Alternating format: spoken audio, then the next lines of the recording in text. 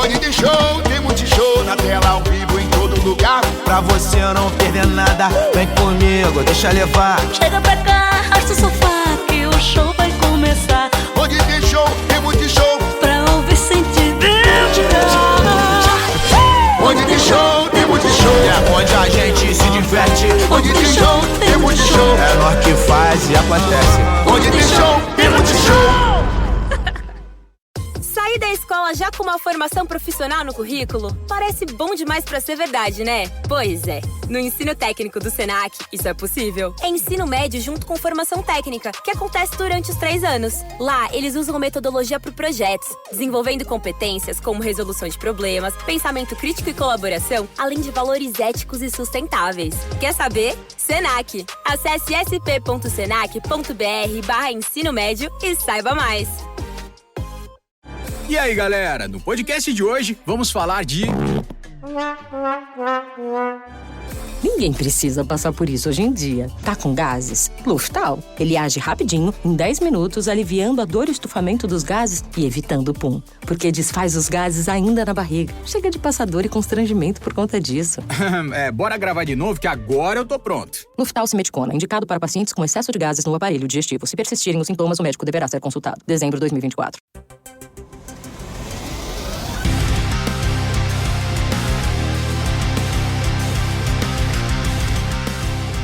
What is up, everyone? Welcome to There Can Only Be One, the podcast that puts together the all-star best-of playlist of your favorite bands and artists, and a proud member of the Pantheon Podcast Network.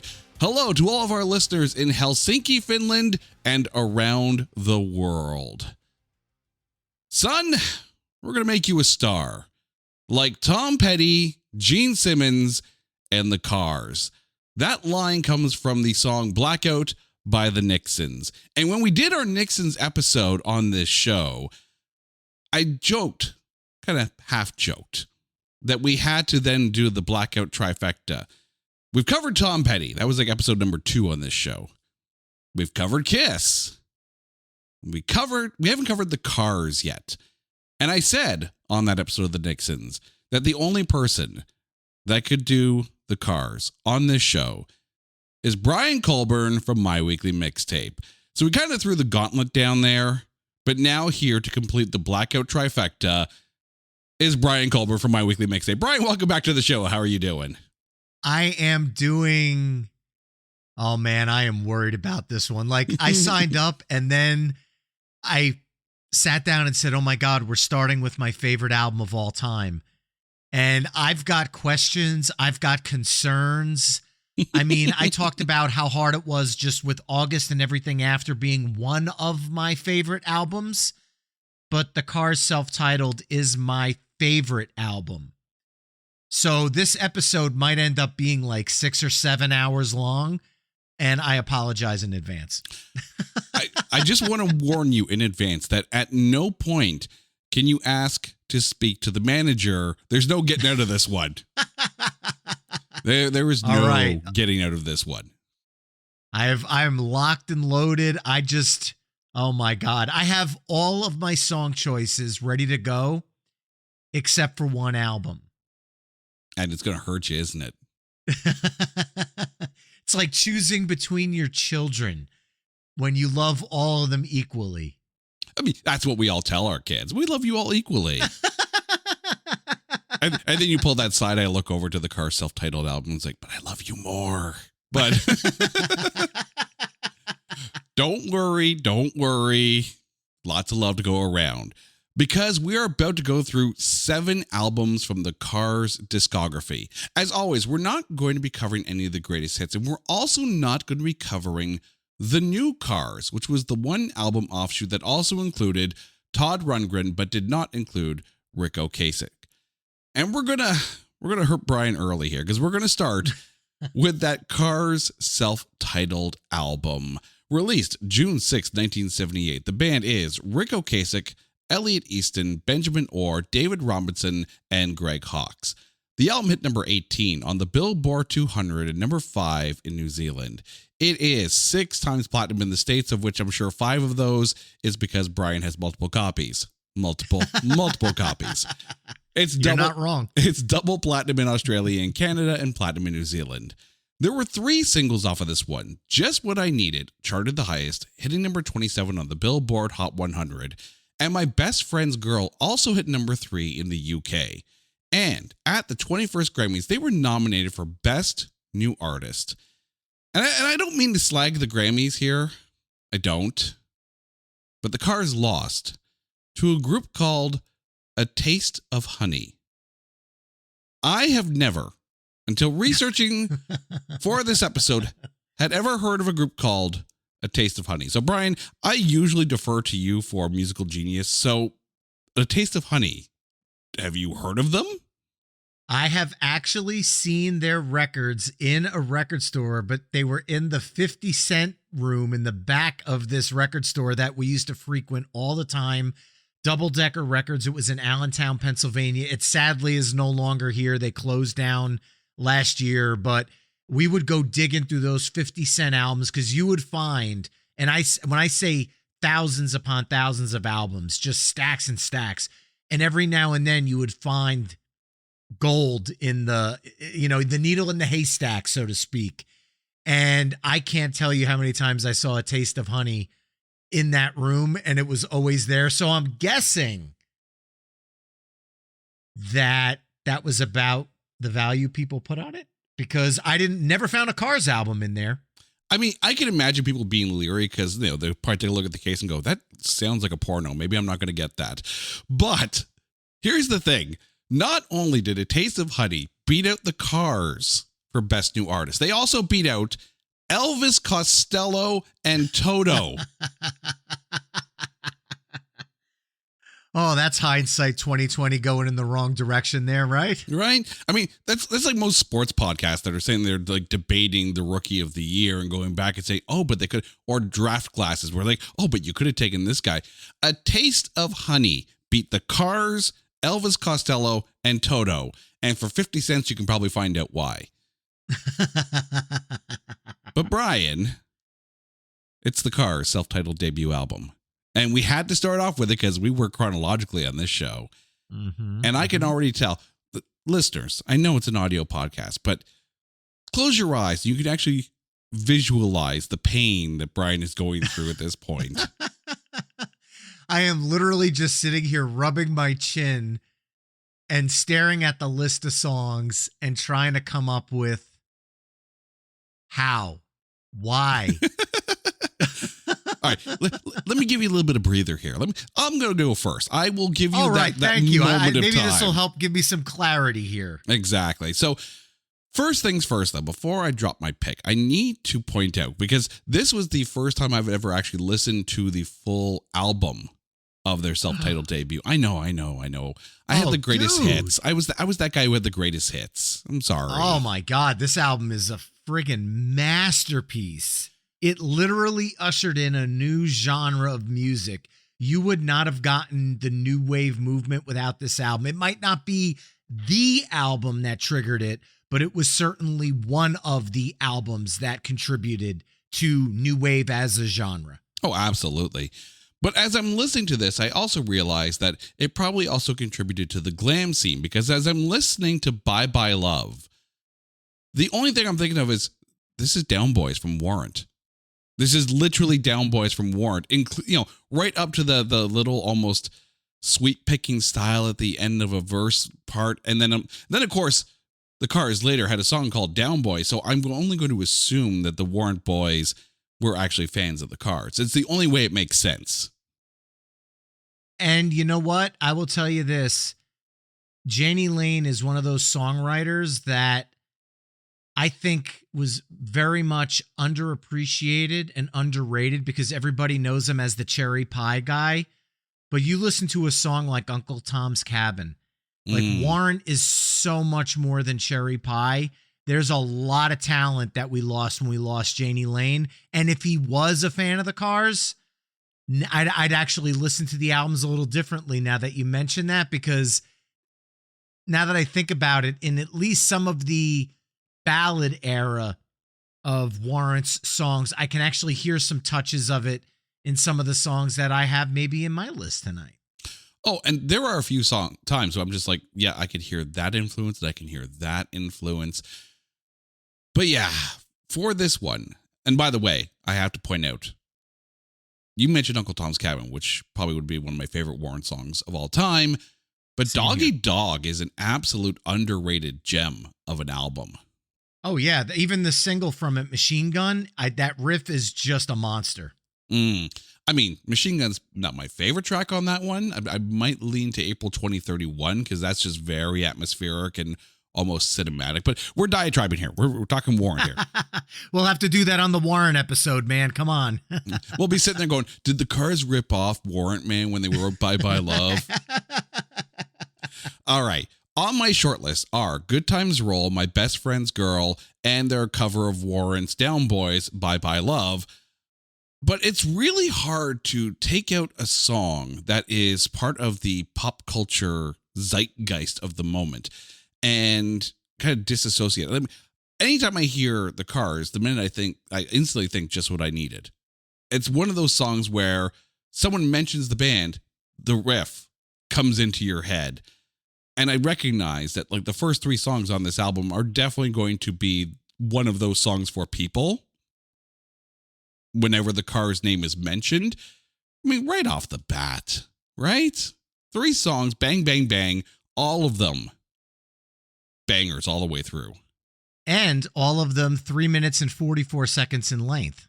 Yeah, this is not a group that does long songs here. This is no Dream Theater here. We're talking the Cars. But that's the thing. They had the radio formula down pat on album 1, songs 1 through 3, ready to go. I don't know of any other band, at least not from that era, that had such a radio-friendly aesthetic to their songwriting as the Cars did. Not going to argue that at all. You're not, especially when it comes to this album. All right. I think I've bought you enough time right now. So now's the time. You must choose your favorite child from this disc. Well, I've got questions first here, so. Now, as coming from somebody who likes prog rock music, I know you respect when songs become more than what their track listing would identify. And I'll just use Dark Side of the Moon as an example. The first couple of tracks, most people consider one movement of songs. So I will ask you, because the tracks Bye Bye Love, Moving in Stereo, and All Mixed Up are segued together through the second half of the album, do you consider that one song or 3? Because on my personal ripped CD, I have them ripped as a single track, because when I start Bye Bye Love, I have to hear Greg Hawk's sax solo at the end of All Mixed Up, or it doesn't feel complete to me. See, I think it depends on the album per se. And I say that because, I mean, obviously Dream Theater is going to have long songs and multiple songs with like different suites and the like. So I'm going to draw a parallel to an album that isn't, I don't want to say proggy, but it's not proggy. And I want to parallel this with Krista Berg's The Getaway album. So the last 3 songs on that disc are The Revolution, Light a Fire, and Liberty.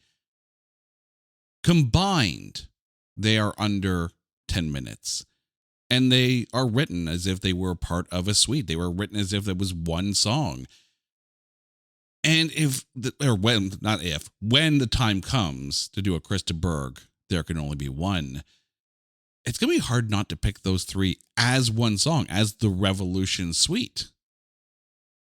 Even though live, Krista Berg has occasionally changed out Liberty for The Last Time I Cried, but still led in with The Revolution and Light a Fire. So,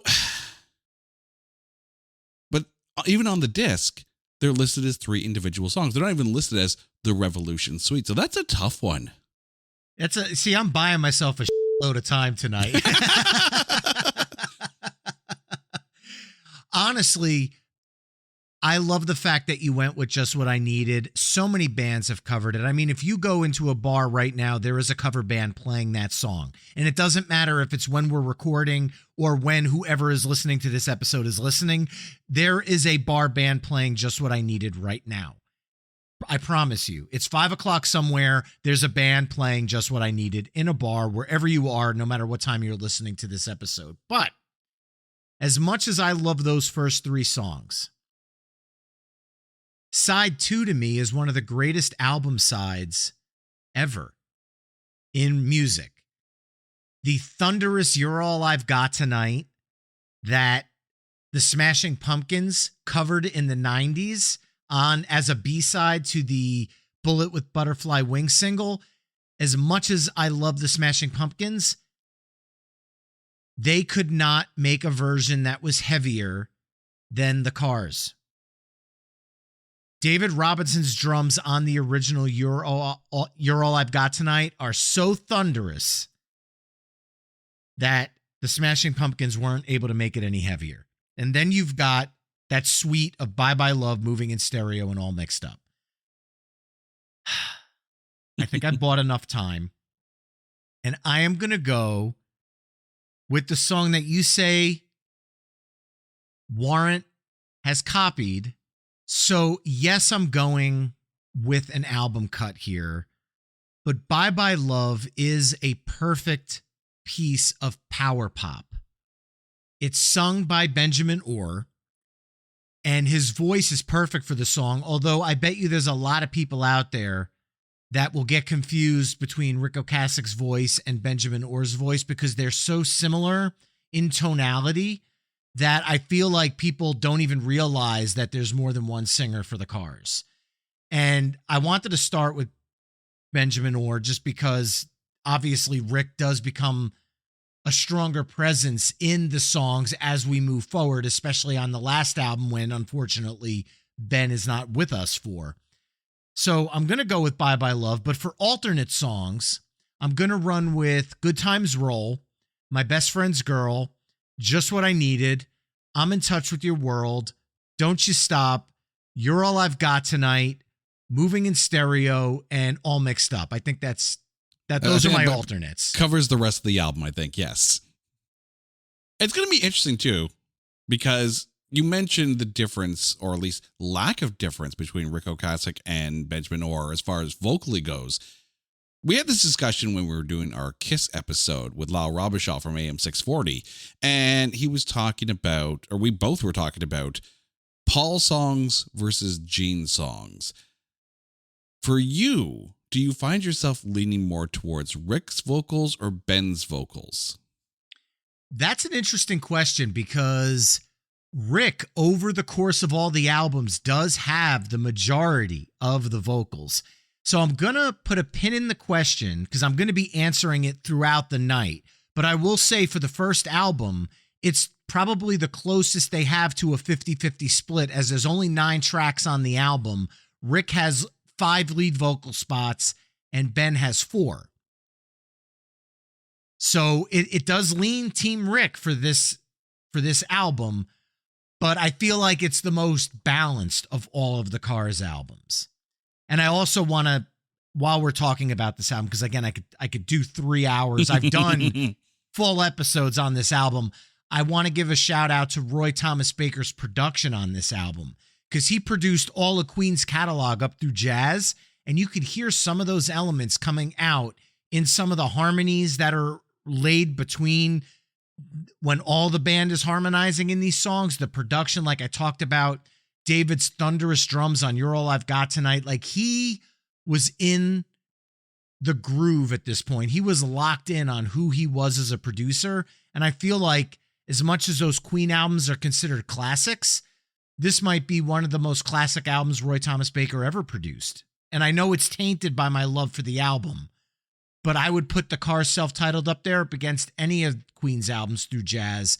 And yeah, I'm sure people are the audacity right now, but that's how much I love this self-titled album. Enquanto você escuta seu podcast favorito, que tal dar uma olhada nos looks da Riachuelo para as festas de fim de ano? Brilhos, transparências, vestidos, conjuntos, temos tudo para todos os eventos. Aqui, toda festa começa com look.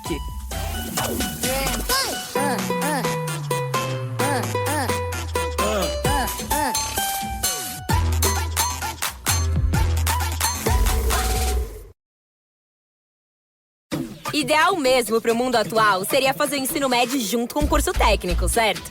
É no Senac que o aluno tem autonomia de verdade, formação cidadã, foco na diversidade, preparação para o Enem, material didático sem taxas e muito mais.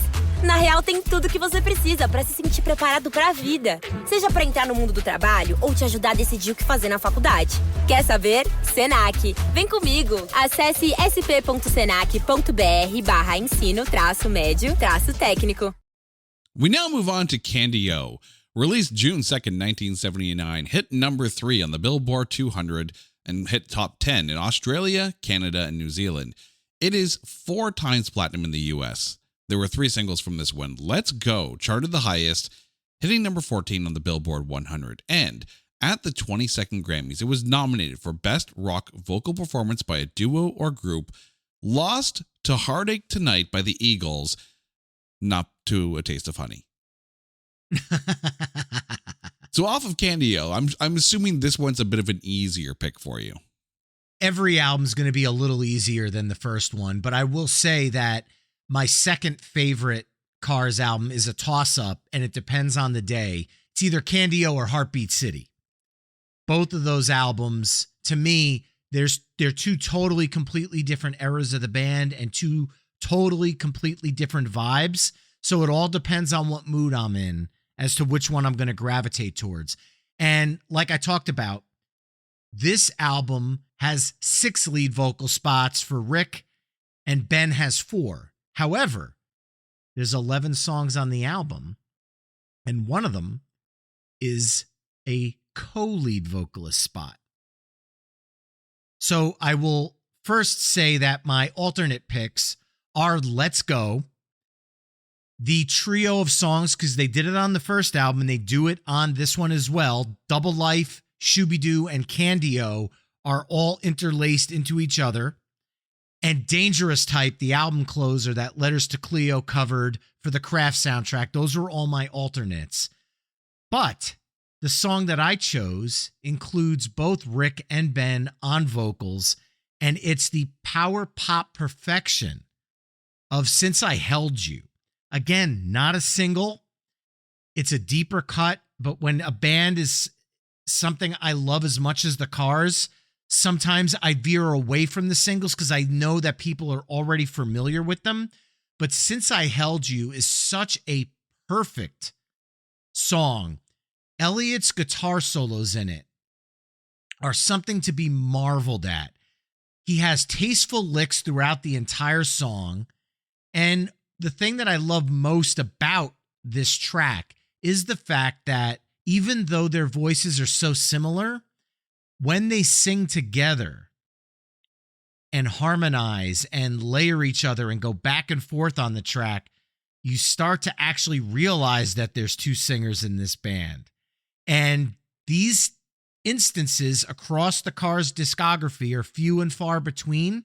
And it's shocking to me because every time they do it, it usually works out to be something extremely successful, at least for my ears. So Since I Held You is my pick from Candy-O, and it's one that I really hope the people listening to this episode, if you haven't heard this song, go back and listen to this song with headphones on. It is so well done. This is Elliot Easton, and Elliot also on Bye Bye Love shined in the guitar solo department, making a case for being one of the most underrated guitarists, maybe of this decade and possibly the 80s as well. He knew exactly how to play for the song, and this is a great example of that. You can have the greatest singer in the world, but everything sounds better when you have the group harmonizing together. That's just across the board. I thought this was going to be an easy album. I did. Because Dangerous Type is on here. And I'm glad you mentioned the Letters to Cleo cover, because it is very rare to me, at least in my experience, where someone covers the Cars and it's better than the original. Letters to Cleo, I think, pulled off the impossible, and I think they actually have the better version of Dangerous Type. I will say this. I think they are equal.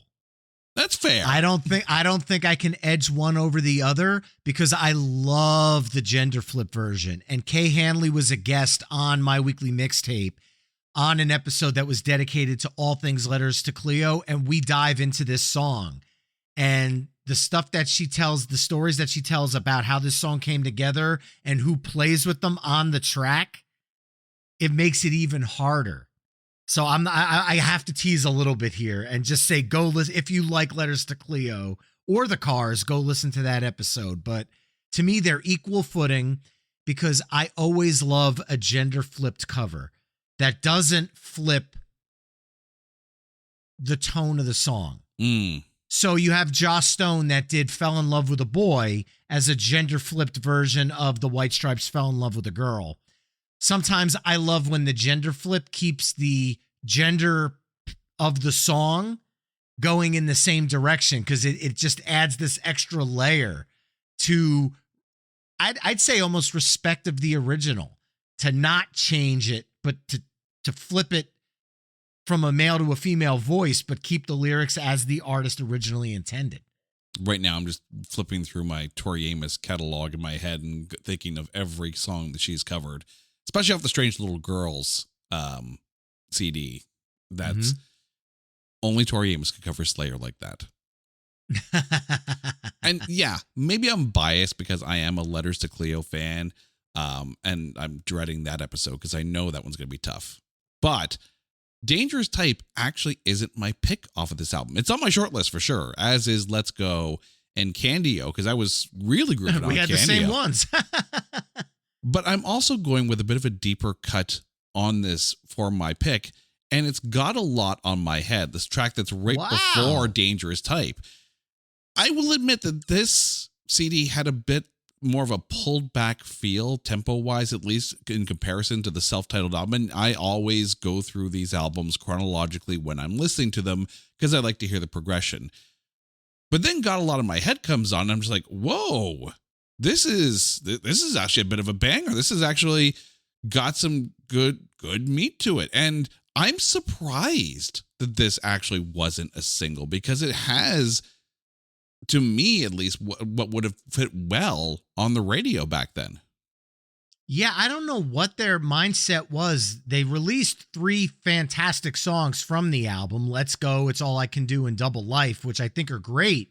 But I feel like there's songs on here that, again, Since I Held You, Candio, Lust for Kicks, Dangerous Type.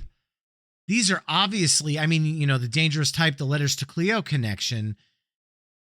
These songs inspired bands, and yet they didn't get the push that I feel they deserved. And I feel like Let's Go is the perfect follow-up to The Cars because they introduced a little bit of a softer side, but still kept the elements from the first album.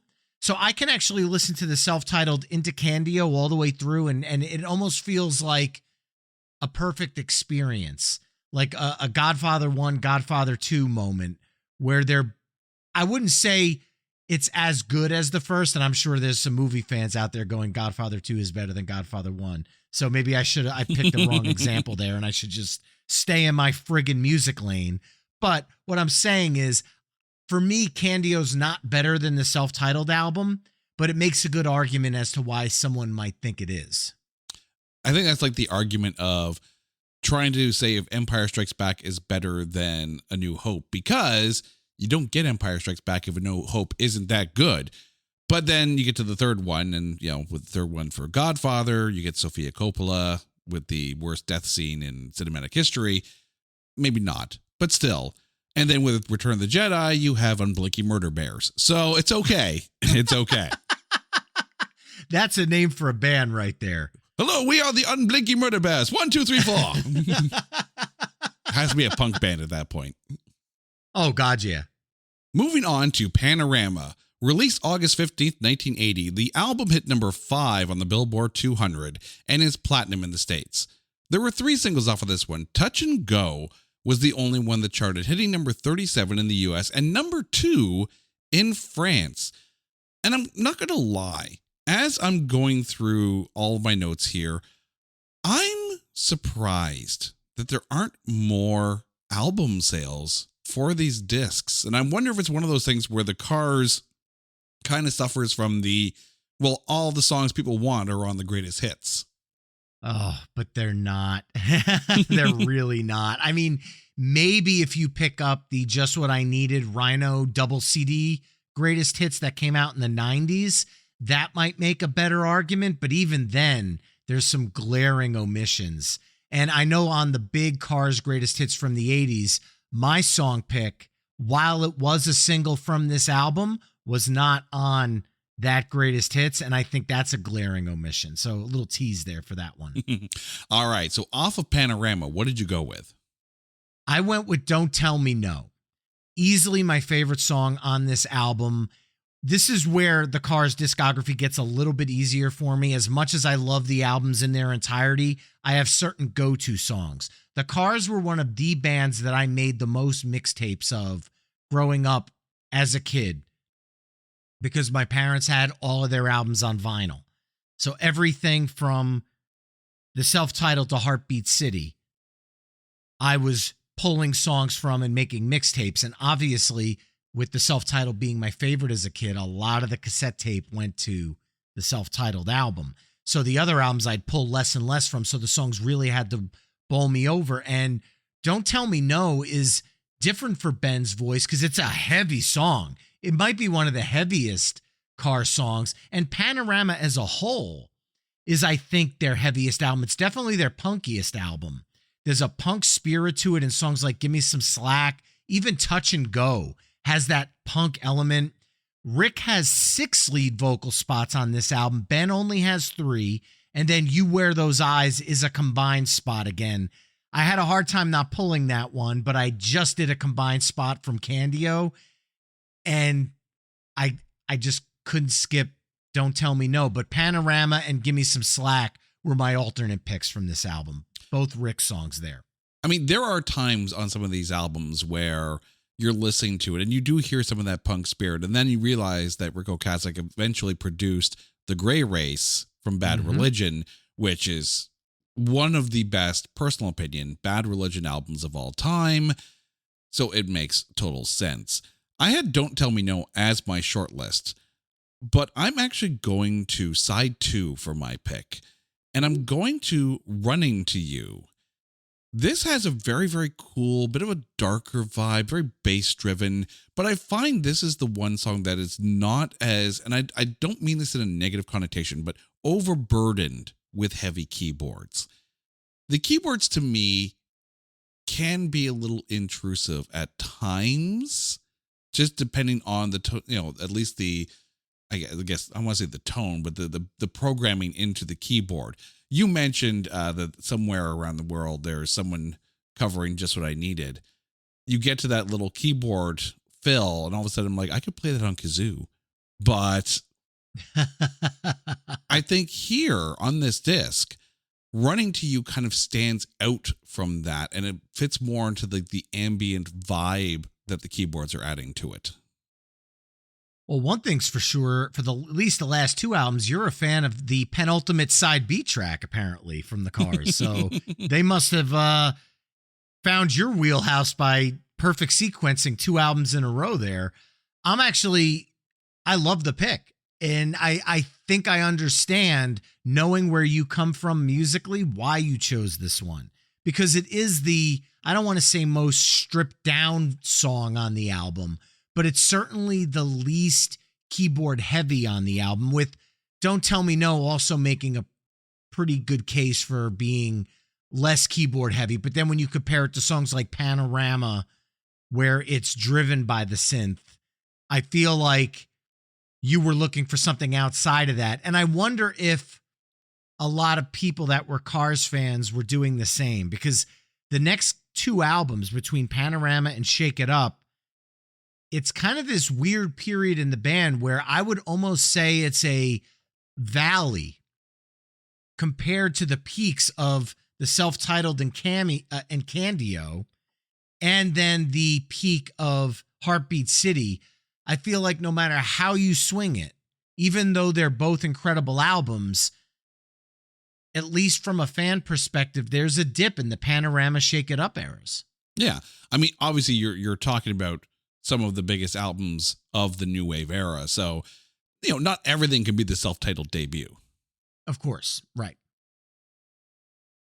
We now get to Shake It Up, released November 6th, 1981. The album hit number 9 on the Billboard 200 and number 7 in Canada, and is 2 times platinum in the US. There were 5 singles off of this one. Shake It Up charted the highest, hitting number 4 on the Billboard 100 and number 2 on the US rock charts. So, as you mentioned, as far as dips go, Shake It Up, even though it's got one of their bigger songs, how was this as an album for you? This might probably be, and again, I'm really splitting hairs here because I love the Cars. So if we were only wanting the discography and picking one album, obviously my pick. But if we were to rank the Cars discography from least favorite to favorite, even though we're literally splitting the most minute details, Shake It Up might be towards the bottom for me.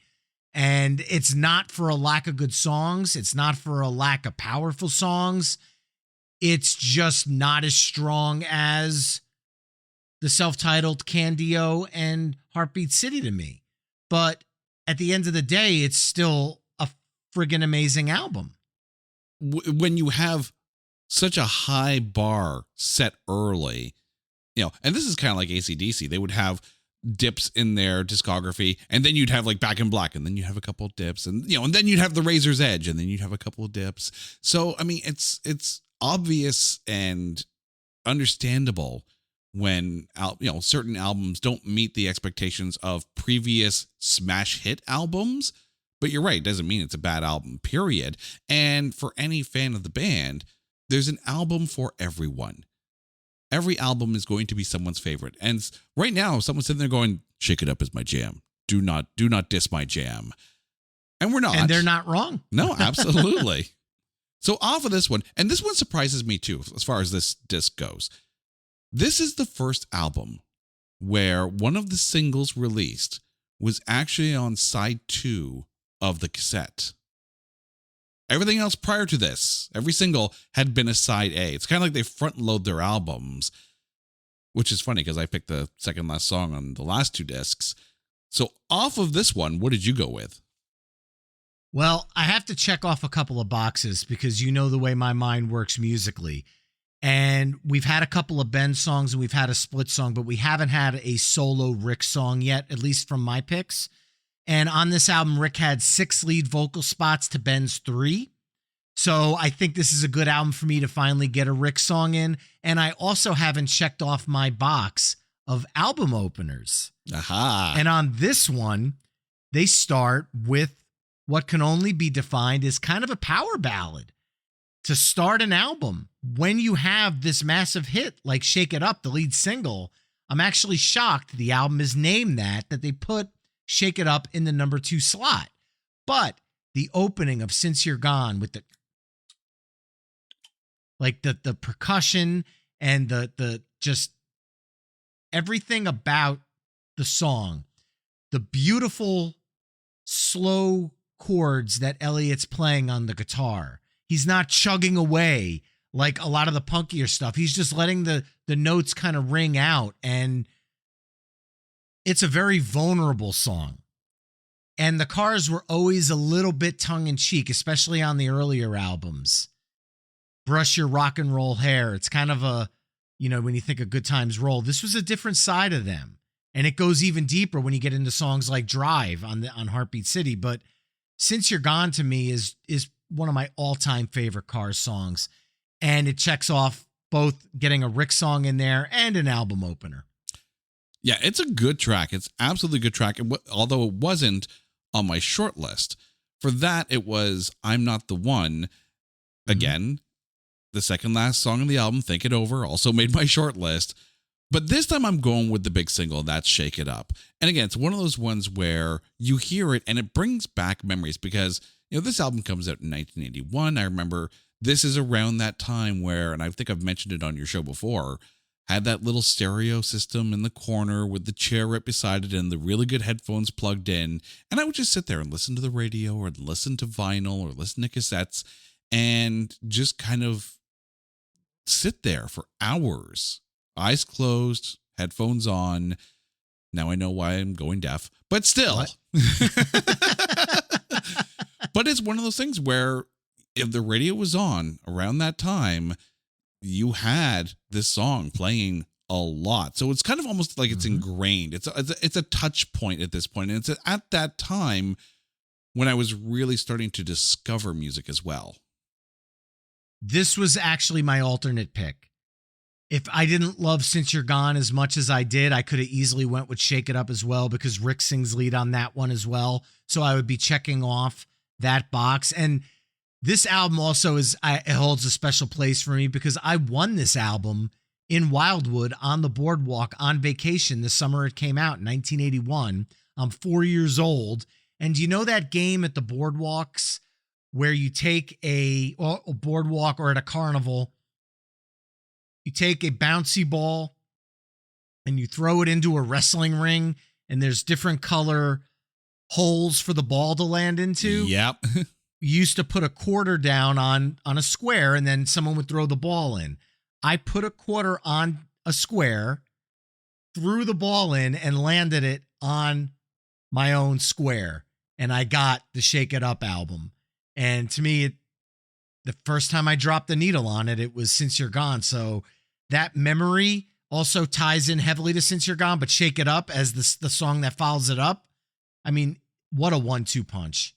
Oh, absolutely. We now move on to arguably their most commercially successful album, Heartbeat City.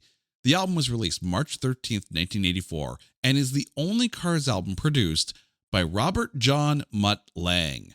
Hit number 1 on the US rock charts and in New Zealand, and number 3 on the Billboard 200. It is 4 times platinum in the US and platinum in New Zealand. There were 6 singles off of this one. You Might Think and Magic both hit number 1 on the US rock charts. At the 27th Grammys, Drive was nominated for Pop Performance by a Duo or Group with Vocal. They lost to Jump for My Love by the Pointer Sisters, and now that song is stuck in your head. I'm sorry. The album was nominated. The album was nominated for Best Rock Vocal Performance by a Duo or Group with Vocal. Lost to Purple Rain by Prince, and now that song is stuck in your head. It was nominated for Best Video Album. Lost to Making Michael Jackson's Thriller.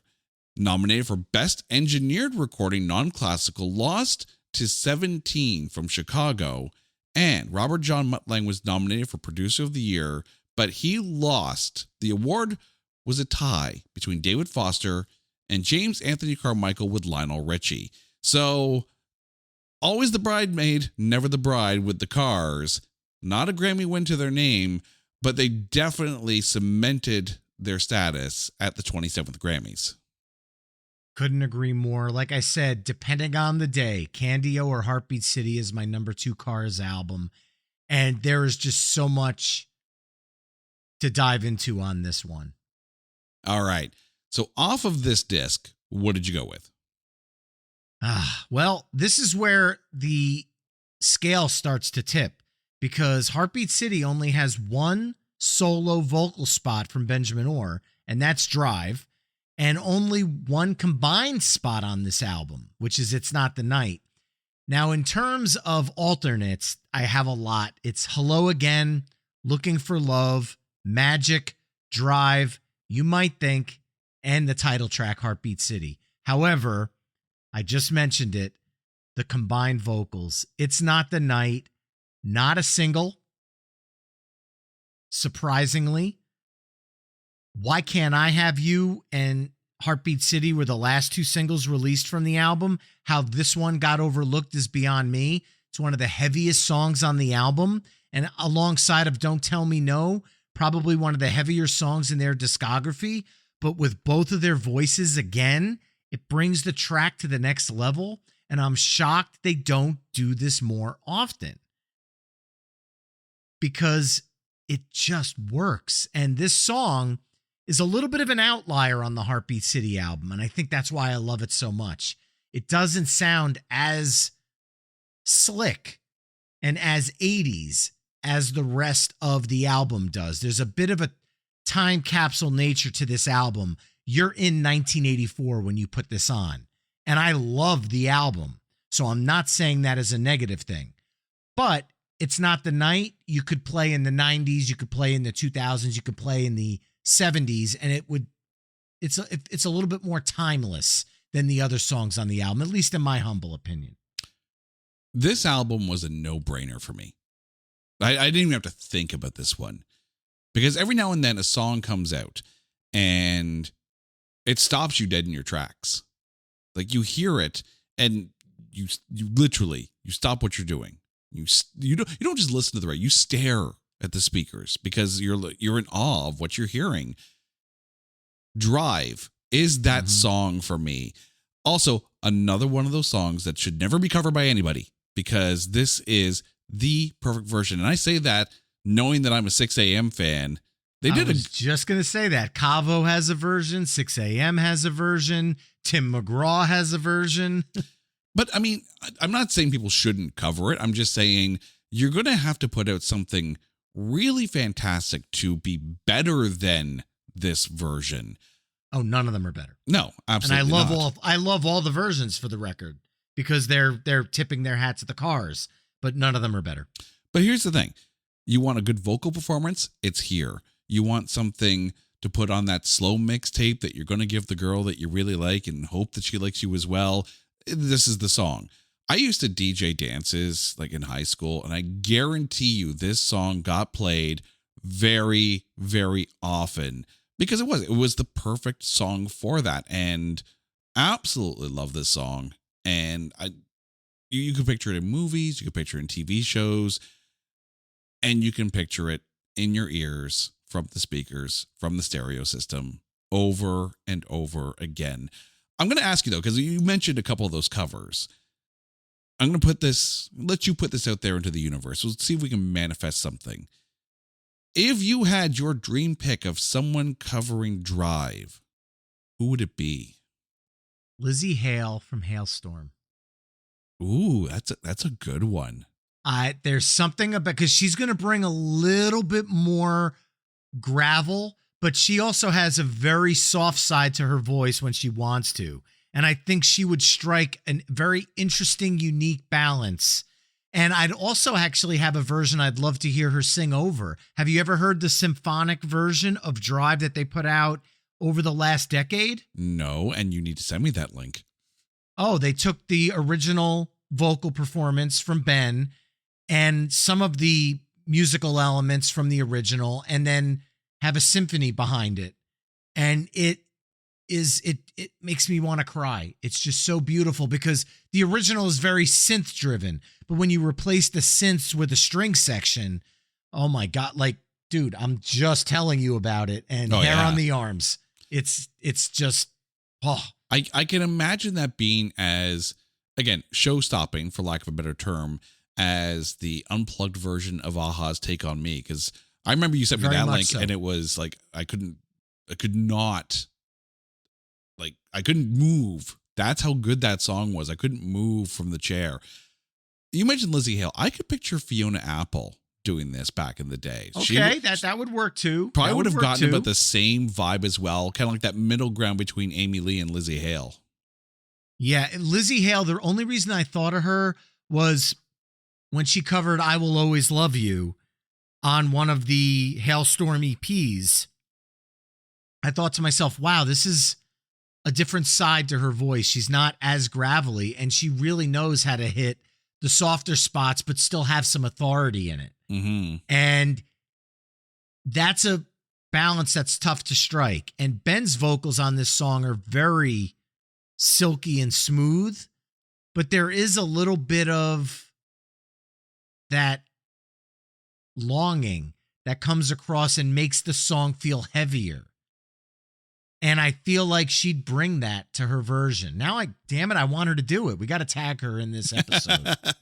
Make it happen. Door to Door, released August 25th, 1987, hit number 26 on the Billboard 200 and cracked the top 10 in Norway.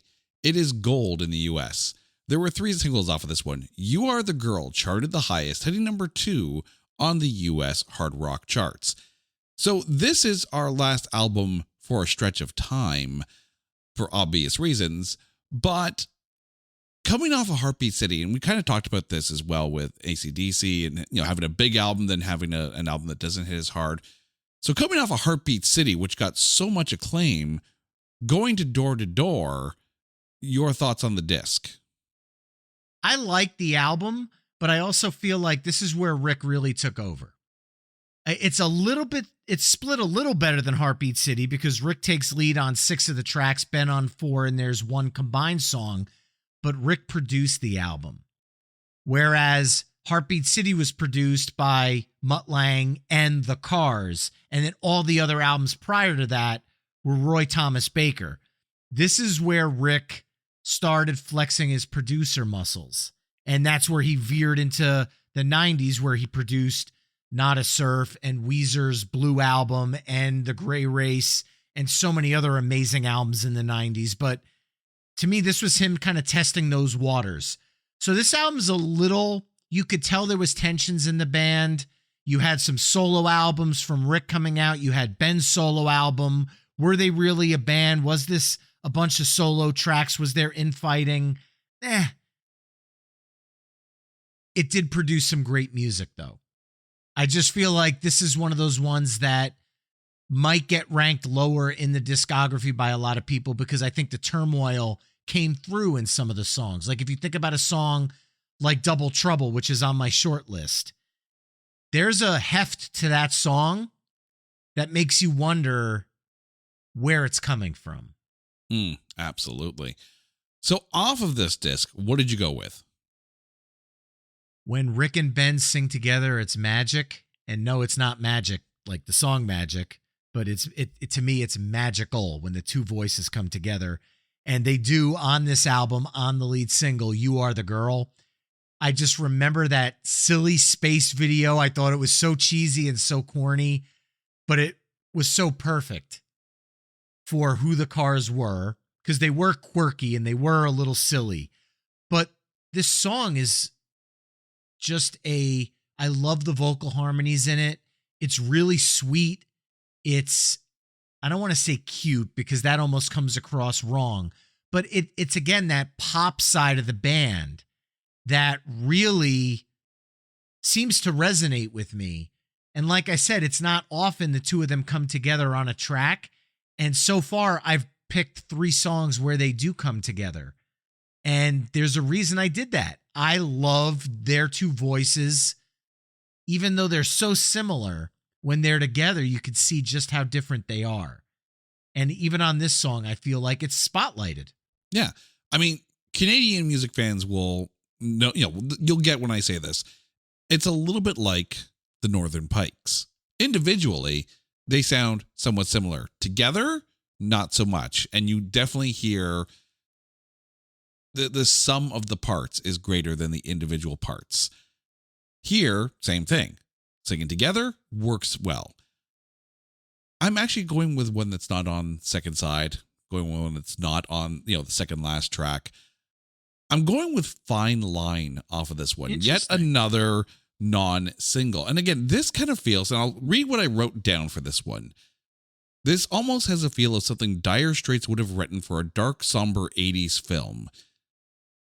Because I hear it, and I'm hearing Fade to Black kind of vibes off of this. I did have Double Trouble and Strap Me In on my short list, but Fine Line, and again, it kind of fits into that mood. And maybe it's, coming off of Heartbeat City and knowing the drive was, very, very, I don't want to say pivotal moment in my music history, but definitely one of those songs that stands out and will always stand out. Fine Line, very same vibe with Rick on vocals. I love it. I thought it was great. I actually had you earmarked for Tata Wayo Wayo as a pick for at least one of your alternates. This is one of those albums that if people want to dive into, unfortunately, which was the downfall of the Cars, at least for a very long time. And then the downfall of this iteration of the Cars forever, because we sadly lost Ben before the Cars reunited on an album. It's a bittersweet album for me. I can see that. And knowing that this is the last one with the all five together, some great songs on there. And then we had to wait 24 years for another proper Cars album, Move Like This, released May 10th, 2011. Of course, this is after the death of Benjamin Orr. Hit number 2 on the US rock charts and number 7 on the Billboard 200.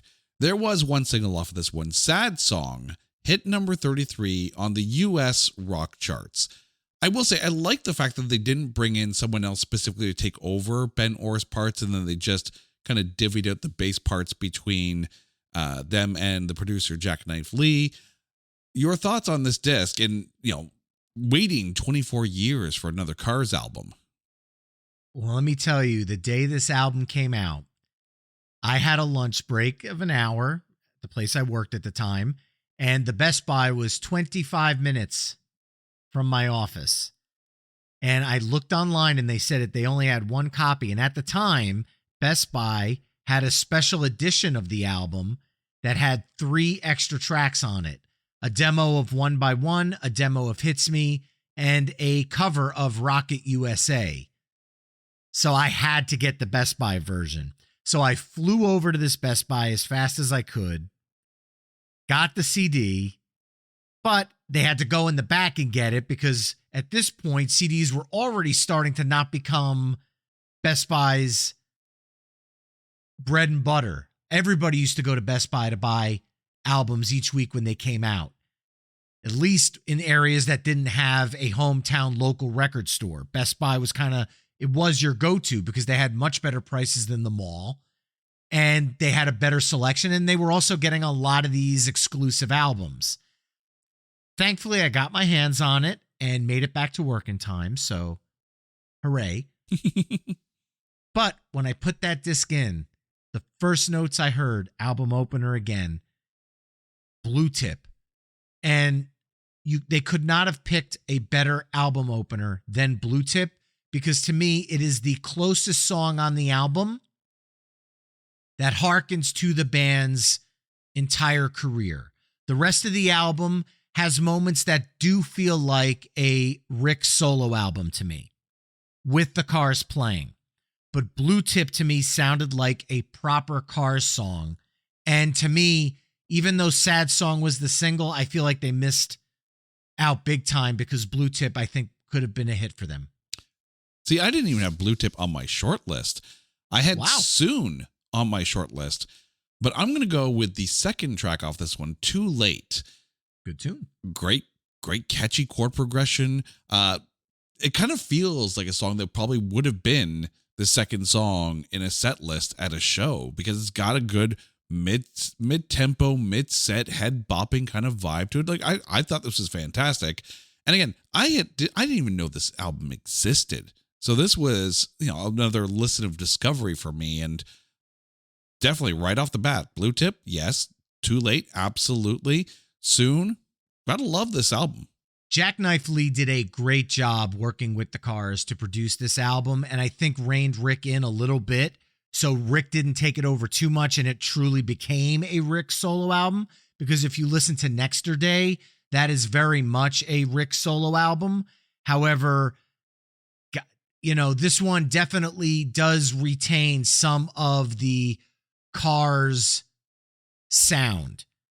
And if Rick took over all of the production, it might have leaned more towards that Rick solo album. And again, second time, a bittersweet album for me, because while Door to Door is Ben's last official Cars album, Move Like This is Rick's final, unless there's something in the vault that I don't know about. And sure as hell hope that they maybe they've done deluxe albums. I've got the deluxe version of pretty much everything. I don't think they did a door-to-door deluxe version, but I think they did every album up to Heartbeat City. I hope there's more in the vault. I really do. All right, so we tormented you enough with the self-titled album. But now comes the even harder part. So, Brian, remind our listeners what songs you picked. And then, from those songs, if there can only be one song ever from the Cars, what's it going to be? Well, from their self-titled 1978 album, I went with Bye Bye Love. From 1979's Candio, I went with Since I Held You. From 1980's Panorama, I went with Don't Tell Me No. From 1981's Shake It Up, I went with Since You're Gone. From 1984's Heartbeat City, I went with It's Not the Night. From 1987's Door to Door, I went with You Are the Girl. And from 2011's Move Like This, I went with Blue Tip. Now, most people listening might not realize this, but I balanced these song choices perfectly, I think, as there are 2 solo vocals each from Benjamin and Rick, and then 3 times where they sing together, just to push over the point that when they sing together, it tips the scale just a little bit for me personally. So I feel like I told my Cars story in this playlist. I feel like I'm back at Playlist Wars making a case for it, but regardless, picking the only one song is actually pretty easy for me, because no matter what song I chose from the self-titled album, because it's my favorite album of all time, that was going to be the de facto default winner. So my only one from the Cars, Bye Bye Love. All right, and then for me, from the self-titled album, I went with Just What I Needed. From Candio, I went with Got a Lot on My Head. Off of Panorama, I picked Running to You. From Shake It Up, I went with the title track. From Heartbeat City, I went with Drive. From Door to Door, I picked Fine Line. And off of Move Like This, I went with Too Late. And if you heard me describe it earlier, you already know what my pick is. I was subtle like a sledgehammer there. My only one, of course, is Drive, because this song, to me, it is the quintessential Cars song, just from my listening experience. Although I was surprised at how good some of the non-single songs were. So now I'm glad I actually got to go through the full albums and not just the greatest hits. So this was fun discovery for me. So thank you so much for this. Oh, dude. And both Ben's songs as the only one, which is interesting. All right. Before we go, please let our listeners know where they can find you and My Weekly Mixtape out there on the interwebs. Well, thank you, man. You can find My Weekly Mixtape always at myweeklymixtape.com. And you can also find My Weekly Mixtape on all the social media haunts at My Weekly Mixtape. For those of you that haven't heard the show before, it is the fantasy sports of playlist curations. We put together mixtapes. There's artist interviews, album dives, song dives. And in a few weeks, Jason will be joining me for my last double-digit episode, episode 99, where Jason and I try to curate the ultimate short songs playlist. And somehow we were able to take short songs and turn it into a long, absolutely hysterical episode that I think I could safely say you and I have done many episodes crossing over on our shows over the years. Might be our funniest episode ever. I'm not going to lie. I was afraid I broke you on one of those songs. And the fact that we're still laughing about it today tells me, yes, I have broken you, but in the right way. So that's good. So yeah, dude, so psyched for what 2025 is going to have in store. I'm already earmarking you for a bunch of episodes, as you know, and I'm already putting feelers into you for episodes I want to do here. Appreciate the musical connection we have through Pantheon and through our shows over the last couple of years, and always a blast to be able to talk music with you. So I appreciate this opportunity like always. Oh, dude, I have already taken like the little label maker, you know, get the sticker on there, and I've put your name on one of the microphones here because you are always welcome. All right, dear listeners, you guys know the drill. If there is an artist that you want us to cover on There Can Only Be One, or an album that you want us to cover on Spin, Shuffle, Skip, hit us up on social media at OnlyOneCast, or go to our website at notthatbadcast.com. And while you're there, brace yourself, because coming soon to wrap up 2024 is our Grading on a Curve special. I said I broke Brian. I'm going to break a few more people as well. Until next time, he's Brian. I'm Jay. You guys are awesome. This is There Can Only Be One, a proud member of the Pantheon Podcast Network. Take care.